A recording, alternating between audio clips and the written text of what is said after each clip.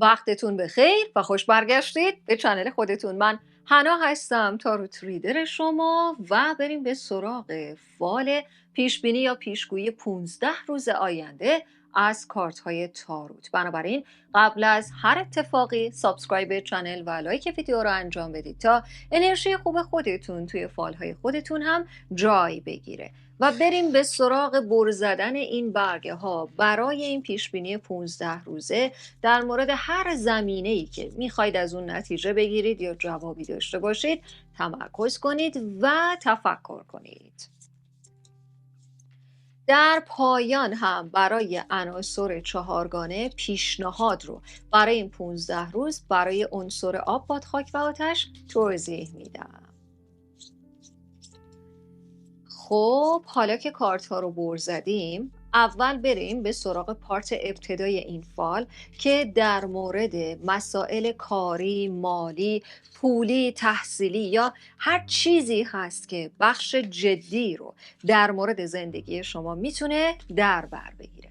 اول از همه واریزی و یا موضوع پولی و نقدینگی که برای شما وجود داره رو به تایملاین های زمانی میبینیم از دوران 2. حالا یا میتونه طی 2 روز اول باشه یا در 12مین روز از زمانی که این ویدیو رو مشاهده میکنید. یک مالی هست، یک اندوخته هست که احتمال داره یک شخصیتی قولش رو به شما داده بوده باشه. یعنی مثلا بهتون گفته که اگر وامی هست اون رو براتون درست میکنه، اگر برای قرعه کشی پولی بوده اون رو برای شما هماهنگ میکنه، یا اگر شما میخواستید یک کاری رو راه اندازی کنید، خریدی رو انجام بدید و تمامی خرید شما، تمامی این مسیر شما به این پول وابسته بوده که واریز بشه یا نه. بالاخره این واریزی رو برای شما نشون داده. به عنوان یک چیز گره‌گشایی پولی هست، به عنوان دغدغه مالی هست که از کی مونده؟ از وعده زمانی تورس مونده، یعنی از اردیبهشت مونده. هنوز واریز نشده، ولی خب در این تایملاینی که به شما گفتم میتونه به دستتون برسه. اما در مورد حمایت‌های شخصیت مرد سمبولایی هم در کارت برای شما چیزی رو نشون داده. اگر که شما از یک آدمی در یک اداره‌ای یا در مورد یک مسئله حقوقی و قانونی و قضایی که یک بار مشکلی براش پیش اومد ولی این فرد به شما گفت این موضوع رو حل میکنه، یا در 6 روز اول هست یا میتونه در وعده‌ای که تاریخ 6 توش باشه رو برای ما نشون داده، یعنی میتونه 26م یا 6م باشه پیش رو. این مسئله رو هم برای شما میتونه حل کنه. یعنی اگر آدمی قول داده بود که برای انتقالی شما، برای کار شما، مدرک شما، مسئله‌ای که مربوط به شرایط اداری و قانونی میشن یک قدم مثبتی برداره، بالاخره این خبر از این آدم میتونه برسه. یک سفر کاری رو میبینیم قابل انتخاب هست. یعنی اگر برای شما در زمینه کاری، به خصوص متولدین باد عزیز، یعنی خرداد، مهر و بهمن، یک سفر کاری هست، مثلا به شما پیشنهاد میدن، میگن تو میتونی به جای فلانی بری یا تو حق انتخاب این رو داری که این سفر رو بری، و شما نگرانش هستید که حالا به خاطر این جلسه هست، به خاطر این موضوع هست که باید سفر کنید، میترسید که نتونید از عهده این کار بر بیاید. همش نگران هستید که خب من اگه این انتقال رو، این جابجایی رو یا شیفت این آدمو بپذیرم یا مثلا سفر رو انجام بدم، شاید نتونم این کار رو تکمیل کنم، در حالی که برگه به شما گفته اتفاقا میتونید این کار رو انجام بدید. حتی میتونید چشم یه آدمی که نظاره کننده شما هست، یعنی اینکه کار شما رو میبینه، میخواد ببینه شما فعالیتتون در چه حدی هست، چشم این آدم میتونید به سمت خودتون جلب و جذب کنید، مطلوب میتونید واقع بشید. پس احتمال این وجود داره که این مسافرتی که شما نگران انتخاب کردن و نکردنش هستید، به خصوص در زمینه کاری، اتفاقا برای شما یک جوابیه خوبی رو پیش رو داشته باشه. اگر بنا هست این روزها، مثلا همین حالا هم شاید این پیشنهاد رو دارید، به خصوص متولدین خاک، یعنی اردیبهشت، شهریور و دی ماه، یه آدمی از دوستان، نزدیکان اومده به شما گفته که آره یه کاری هست اصلا تو نمیدونی، انقدر توش سود داره، انقدر توش سود داره، از همین باید متوجه بشید. کلاه برداری رو برای شما ظرف 10 روز آینده در برگه نشون داده.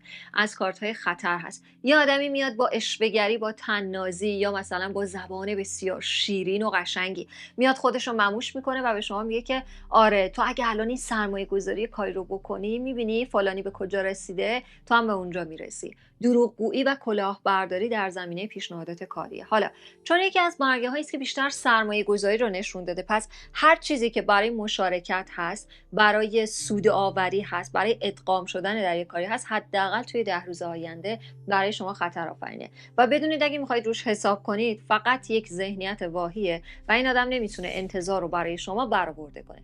یک مسئله دیگری هم هست.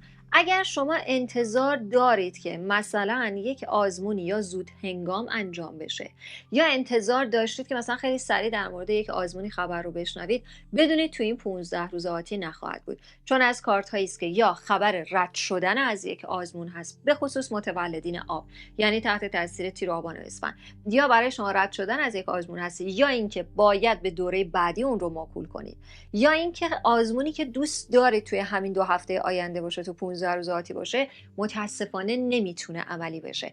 و اینجا به شما گفته که انتظارات بیجایی که عجله بیجایی که از این مسئله دارید رو موکول کنید به وعده خود آب، یعنی موکول کنید به میانه تا پایان تیر ماه.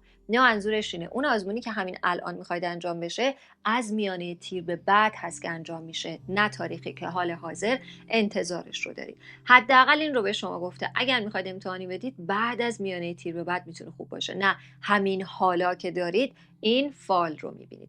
اما در مورد یک مسئله تحصیلی شاید خیلی دیسپوینت باشید، شاید خیلی به خودتون شک کنید و خیلی نگران باشید که مثلا به خودتون میگید، به خصوص متولدین آتش یا بهار، یعنی فروردین، مرداد یا آذر، یا کلا متولدین بهار، همش به خودتون میگید که من نمیتونم، من الان باید بیخیال شم. همین 15 روز هست که پیش رو داریم، همین 15 روز آتی کافی است تا اینکه شما بتونید یک کاری رو تکمیل کنید طی 2 هفته آینده.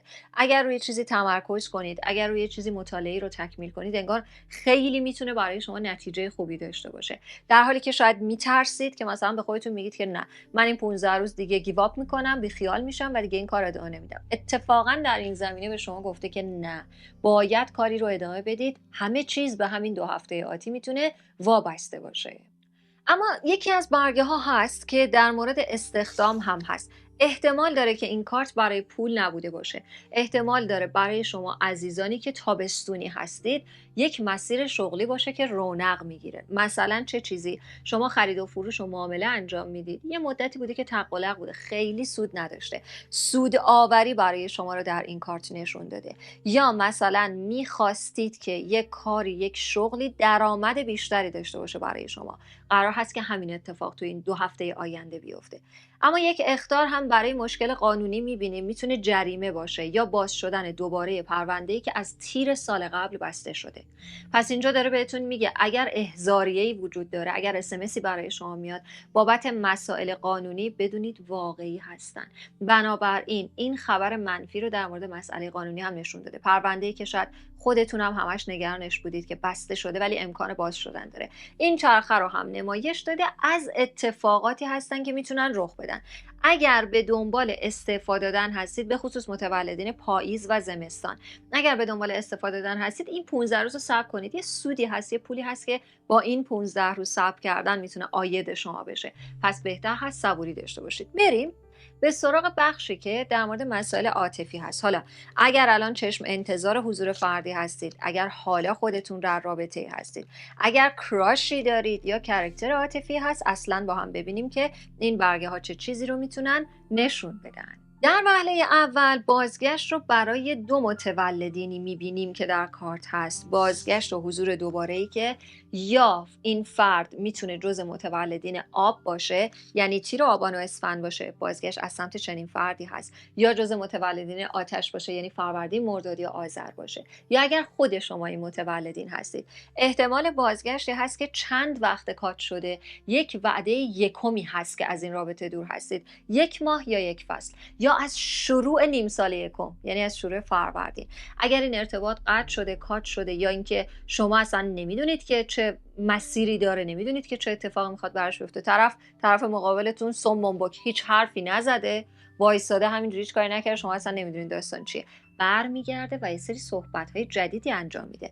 در مورد یک کاری که میخواد با شما راه اندازی کنه صحبت میکنه و در مورد یک آرزویی که داره و میخواد بره به سمتش. شاید مثلا راجع به این حرف بزنه که کارش برای مهاجرت درست شده و حالا میخواد با شما یک صحبت جدی کنه. صحبت‌ها بد نیستن ها، کارت‌های ناراحت کننده‌ای نبودن، ولی در جهت بازگشت احتمال برگشت فردی هست که میتونسته در این دوره دور شده باشه ولی هیچی نگفته بوده که میخواد چیکار کنه. شما اصلا نمیدونستین که این رابطه قطع شده، خودش میاد میگه من کار داشتم و در این زمینه حرف میزنه. اگر شما در رابطه هستید و تازه چند وقتی که شروع شده، خیلی قدیمی نیست، میشه گفت کمتر از 6 ماهی که شروع شده، احتمال داره که یک سری سفرهایی برای فرد عاطفی شما پیش بیاد و در این سفرها هیچ خبری از شما نگیره.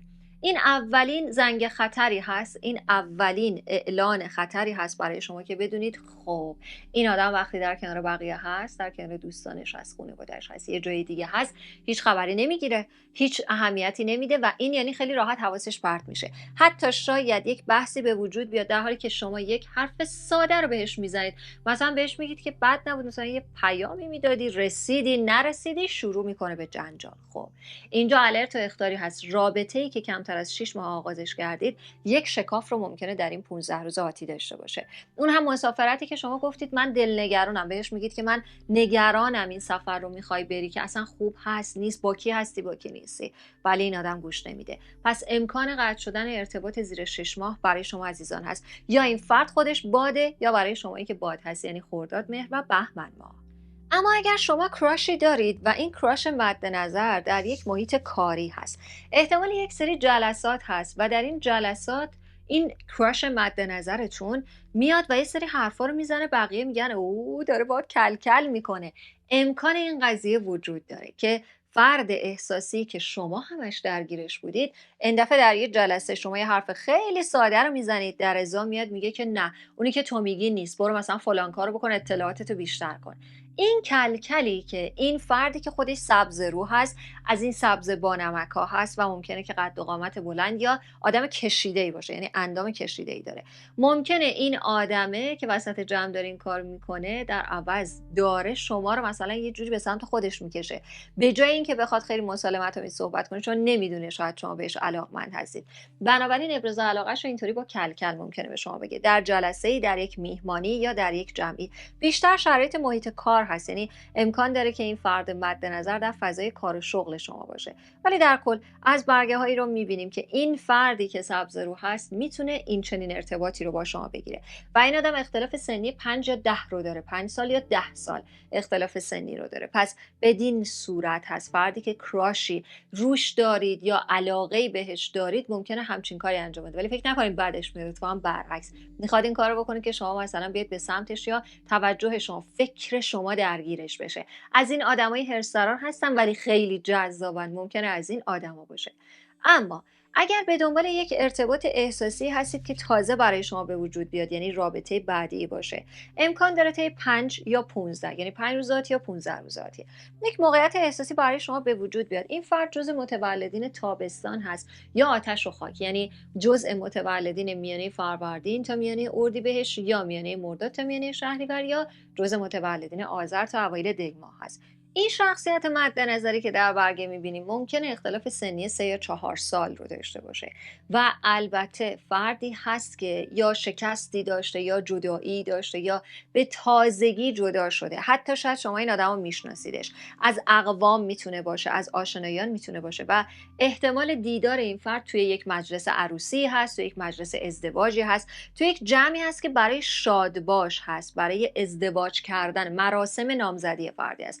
ممکن این آدم رو ببینید و این آدم به شما نزدیک بشه، بقیه به شما بگن که نه این خیلی زوده، الان تازه جدا شده، در حالی که مشکل در رابطش خیلی قدیمی بوده. حالا شاید الان رسمی شده باشه و جدا شده ولی مشکلات خیلی قدیمی بوده. شما نمیخواد نگران این باشید، به اون آدما بگید که من خودم میدونم چه تصمیم میگیرم، چون آدمی رو میبینیم که چون سختی زیاد کشیده ممکنه همون فردی باشه که شما مدت‌ها چشم انتظارش بودید، به دنبال حضورش بودید. این از بخش عاطفی شما. بریم به سراغ بخشی که در مورد مسائل خانواده هست، در مورد اخطار و چالش بزرگ هست یا در مورد مسائل سلامتی هست.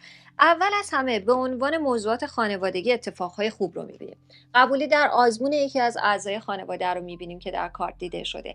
یعنی منظور این هست که احتمال داره فردی که آزمونی امتحانی داده بوده قبولی براش اتفاق بیفته. یکی از اعضای خانواده، خواهر، برادر، فامیل هایی که برای شما اهمیت داره.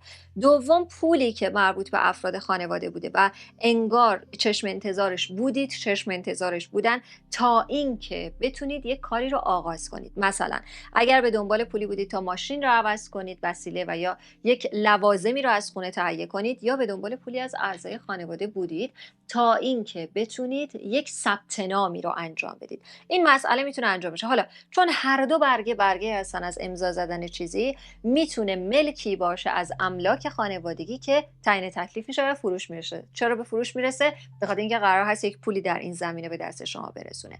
در مورد مسائل سلامتی، اول از همه متولدین بهار و تابستان عزیز، یکی از کارت‌های مریضی گوارشی رو می‌بینیم، ممکنه برگرده. قبلا درگیرش بودید، ممکنه دوباره برگرده. برای 2 فصل ابتدا بیشتر دیده شده.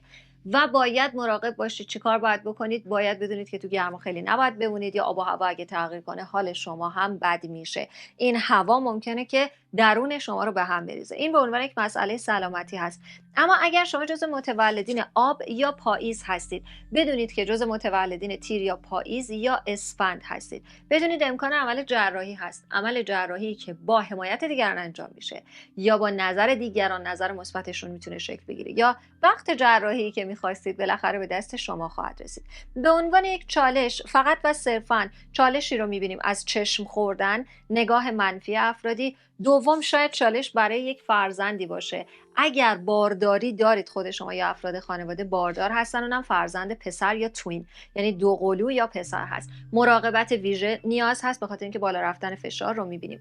بعد از اون کارت به عنوان چالش دیگه چشم خوردن رو نشون داده، یعنی در یک میهمانی، یک جمع، یک دوره همی که در روزهای 4، یعنی 4 روز آینده هست یا 14 روز از حالا هست، بدونید که امکان چشم خوردن هست. حتما یک صدقه بدید. کمک کردن به یک نیازمند یا دستگیری از یه آدمی خیلی میتونه این خطر رو کمتر کنه. اما به عنوان موضوع دیگری، بعد از یک میهمانی یا حین یک میهمانی، جا گذاشتن یک پول یا یک وسیله است. مثلا شاید به شما خیلی خوش بگذره در این میهمانی، حتی تعریف و تمجیدی از بقیه بشنوید، ولی حواستون پرت میشه و ممکنه چیزی جا بمونه. بنابراین به عنوان یک چالش، یک مسئله با ارزش هست، یک وسیله با ارزش هست که شاید باید دقت کنید تا اون رو از دستش ندید، یا ممکنه خیلی شما رو ناراحت کنه یا به درد سر بندازه. اما بریم به سراغ پیشنهادات برای عناصر 4گانه. اول هم شروع کنیم از متولدین باد عزیز، یعنی خرداد، مهر و بهمن. ببینیم که برای این 2 هفته پیش رو چه چیزی رو به شما پیشنهاد کرده. موقعیت و شرایط کاری برای شما متولدین باد در این 2 هفته آینده خیلی فشرده هست. سعی کنید اصلاً دیر به محیط ها نرسید. ممکنه مؤاخذه بشید، تعلیق بشید از کاری که خیلی براش زحمت کشیدید. به همین سادگی ممکنه که بیرون بیایید. پس بدونید که شرایط کاری ممکنه خیلی سخت باشه، فشرده باشه، یا ممکنه که مسئولیت های شما خیلی یه دفعه بیشتر بشه به خاطر رفتن فردی، به خاطر تعلیق شدن فردی. و یک مسئله دیگری هم هست. در 15 روز آینده انگار شما فرصت دارید یک برنامه‌ریزی تازه برای خودتون داشته باشید. برنامه‌ریزی جدید مثل چی؟ مثلا اگر کلاسی هست ثبت نام کنید، یک اسکیجول و برنامه‌ریزی هست انجام بدید. برای سفری هست، برای کاری هست، از همین الان باید برنامه‌ریزیش رو انجام بدید. یک مطلب دیگه این دو با هم میگن. یک موضوع سلامتی هست که باید اون رو پیگیر بشید. مسئله و دغدغه سلامتی است. حالا شاید صرفا برای سلامتی نباشه، به خودتون برسید. منظور چه چیزی است؟ یه چیزی برای خودتون تهیه کنید، یه کادویی به خودتون بدید، جایزه بدید به خودتون، یا اینکه برید یه آرایشگاهی، یه شیک کنید خودتون رو، یک قشنگ کنید خودتون رو، یا اینکه مدتی هست به خودتون توجه نمی‌کنید. توجهتون یا به کار هست یا به برنامه‌ریزی‌های یک آرزو هست، درگیر یک سری چیزها هست. یک کمی به خودتون برسید، ببینید چقدر روحیه شما میتونه بهتر بشه. متولدین آب عزیز، یعنی تیر، آبان و اسفند، ببینیم که چی در کارتا به شما پیشنهاد میده. در مورد نامه‌ای که به دنبالش هستید، یک ورقه نامه یا حتی در مورد یک ویزا هست که حتی 1 یا 2 بار در موردش ریجکت شدید، یا اینکه اکسپتش نکردن، قبولش نکردن. قبولی در این زمینه هست. و یک مسافرت هم دارید. میتونه یک گردش و مسافرت کوتاه باشه، یا این رو گفته اگر شما رو به گردش و مسافرتی دعوت کردن، به خصوص فردی که یا خودش جز متولدین باده یا خودش در یک شهر و کشور دیگری زندگی میکنه. بدونید این دعوتی که این آدم میکنه میتونه خیلی خوب باشه یا میتونه به نفع شما باشه یا این سفره میتونه خیلی چیز خوبی باشه، به جوابی که میخواید میرسید. پس یک پاکت نامه، یک خبر یا یک سندی، یک مدرکی، یا اگر سلسله آزمون هایی داشتید که مدتی قبل رو دارید، یه آزمون نه، سلسله آزمون هایی اگر داشتید قبولی در اونها هست. در مورد شرایط کاری یه خورده کمتر شدن فشار کار برای شما رو میبینیم، یا اگر شما کاری رو گذاشته بودید کنار، اون هم از ابتدای این فصل ممکنه گزینه های دوم، چرخه جدید کاری و موقعیت جدید کار برای شما هم ایجاد بشه که در برگه بوده. اما بریم به سراغ عنصر بعدی، یعنی عنصر آتش، فروردین، مرداد و آذر. ببینیم برای شما عزیزانم چی پیشنهاد میده یا کارت چی برای شما میگه. اول از همه مراقب شخصیت خانم دورویی باشید. دوم، از برگه های دزدی رو میبینیم. البته در ابتدا همین موضوع گفته شد که باید مراقب فردی باشید که کلاهبرداری انگار میخواد بکنه. البته که این برای شما عزیزان عضو عنصر آتش اینجا تکرار شده. یکی از کارت هایی است که نشون داده احتمال اینکه یه آدمی بخواد پولی رو از شما بگیره و بهتون بگه که من قول میدم حتما 2 روز بعد اون رو به دستتون برسونم، تا زمستان باید برید دنبالش، باز هم پسش نمیگیرید. در مورد یک جریمه نقدی براتون یک کارت وجود داره. اگر که شما رانندگی میکنید و میدونید که یه جاهایی ممکنه سرعتتون مثلا یا طرز رانندگیتون خیلی سیف نباشه، بدونید جریمه برای این مسئله دیده شده. یه موضوع دیگر هم هست، شخصیت خانمی که چشم منفیش تو زندگی شماست، به خصوص اگر شما جز متولدین آتش عجول هستید، یعنی خیلی عجله دارید که یه چیزی رو تعریف کنید، یه کاری رو انجام بدید، یه ایده ای رو به دیگران بگید. دزد ایده شما بودن رو در این برگه هم نشون داده. احتمال بازگشت تهدیدهای دوباره هم هست. اگر یک آدمی از راه دور، یعنی با تماس و تلفن، به شما پیام میده، اذیتتون میکنه، همون اول پل ارتباطی رو قطع کنید، خودتون رو راحت کنید. این آدم پر از دردسره. و عنصر خاک عزیزمون یعنی اردیبهشت، شهریور و دیماهی های مهربان. ببینیم که چی میگه در کارت. یکی از برگه هایی رو میبینیم که شروع مهاجرت و اسباب کشی برای شما هست در این 15 روز، یا این رو پیشنهاد داده اگر به دنبال خونه ای هستید، به دنبال منزلی هستید، قرار هست که تو این 15 روز پیدا کنید. خواستگاری سنتی رو میبینیم، احتمال پیشنهادات فردی که میتونه خودش پاییزی باشه، یعنی جزء متولدین فصل 3 باشه رو میبینیم. و در نهایت از کارت هایی هست که مشکلاتی که برای جدایی بوده یا ترسی که برای جدا شدن قانونی داشتید، این ترس کنار میره و انگار مسیر رو میتونید شروع کنید برای مسائل قانونی. حالا یه مسئله دیگری هم هست، آدمی که همیشه شما رو گزینه 2 قرار داده. بله، یه خورده ناراحت کننده است ولی هست. همیشه شما رو گزینه 2 قرار داده، امکان داره با شما ارتباط بگیره و به شما بگه که آه من اشتباه کردم، منو واقعا ببخش، من اصلا الان دیگه تو رو میخوام. بدونید یک بخشی از حقیقت داره پنهان میکنه. یه مشکلی داره که برگشته، یه جریانی هست که برگشته. قبل از اینکه این آدم رو قبول کنید، بهتر هست کنکاش کنید، ببینید الان دیگه چه دست گلی به آب داده که برگشته به سمت شما. کسی که شما رو اولویت 2 میدونه هیچ وقت اون رو نامبر 1 نمیکنه. اگر میخواست بکنه همون اول میکرد. پس این رو مد نظر داشته باشید. تماسی، پیامی از سمت این فرد هست که خیلی نمیشه بهش اطمینان کرد. یک مسافرت و جابجایی و نقل مکان هم هست یا خبر انتقالی که تاییدیش میاد برای شما مهربانان. بدین شکل شامل تفاسیر برگه های پیشبینی و پیشگویی 15 روز آینده شما از کارت های تاروت بوده.